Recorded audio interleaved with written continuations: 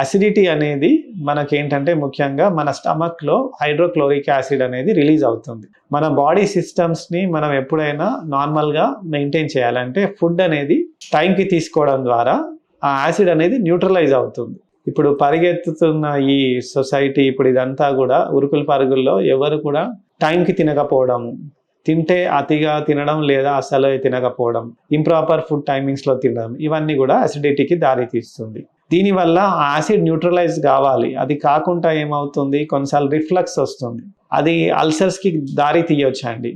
లేదా గ్యాస్ట్రోఇసిఫాజియల్ reflux disease అంటాం, ఛాతీ వెనుక భాగంలో డిస్కంఫర్ట్ లాగా ఉండడము, ఇలాంటివన్నీ మనం చూస్తుంటాం.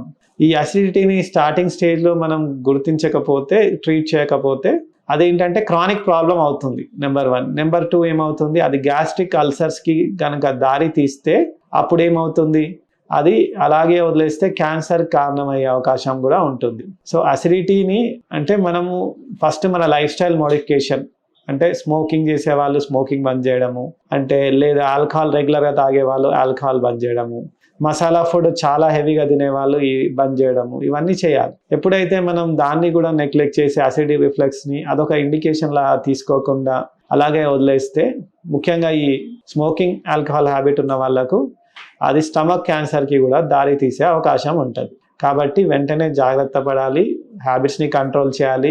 హెవీ వెయిట్ ఉన్న వాళ్ళు బరువు తగ్గాలండి. మెడ్ ప్లస్ లో అదే మెడిసిన్ అదే క్వాలిటీ, మార్కెటింగ్ డిస్ట్రిబ్యూషన్ ఇంకోటి అంటూ వీళ్ళకి అదనపు ఛార్జీలు ఉండవు. అందువల్లే 50 to 80% డిస్కౌంట్ లో మనకు అందిస్తున్నారు.